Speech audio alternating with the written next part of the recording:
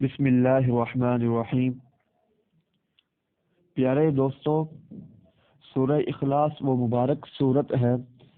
جو الحمدللہ ہر مسلمان کو یاد ہوتی ہے، اور اس صورت مبارکہ کے فضائل بھی بے شمار ہیں، اور ان کا حصول بھی اللہ پاک کی رحمت سے ہر ایک کے لیے آسان ہے، بس ضرورت توجہ اور اہتمام کرنے کی ہے۔ ہم یہاں سورہ اخلاص کی تلاوت کے بعض فضائل کو ذکر کرتے ہیں تاکہ اس سورہ مبارکہ کی فضیلت معلوم ہونے کہ ہم کثرت کے ساتھ اس کی تلاوت کرنے والے بن جائیں، اور توفیق اللہ پاک ہی کی طرف سے ہے۔ ایک مرتبہ سورہ اخلاص پڑھنے کی فضیلت رسول اللہ صلی اللہ علیہ وسلم نے فرمایا، جس شخص نے قل هو اللہ احد پڑھا اس نے گویا تہائی قرآن پڑھا۔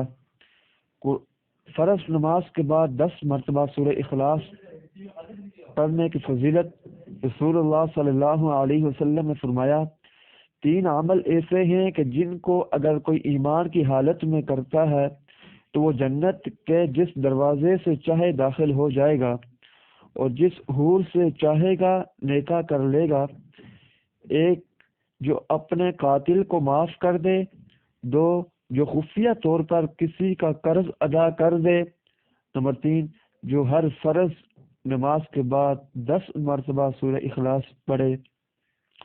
حضرت ابوبکر صدیق رضی اللہ تعالی عنہ نے رسول اللہ صلی اللہ علیہ وسلم کی خدمت میں عرض کیا، یا رسول اللہ، اگر ان میں کوئی ایک کام کرے، فرمایا اسے بھی یہی درجہ حاصل ہوگا۔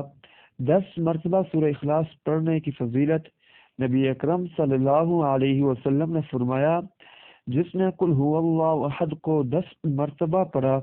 اللہ تعالیٰ اس کے لیے جنت میں ایک محل بنائے گا۔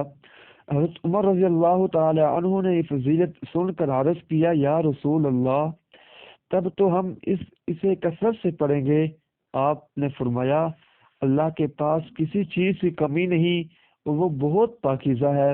یعنی تم جتنا پڑھو گے اللہ تعالیٰ اتنے ہی محل تمہیں عطا فرمائے گا۔ 50 مرتبہ سورہ اخلاص پڑھنے کی فضیلت حضرت انس رضی اللہ تعالی عنہ سے مرفوعاً روایت ہے،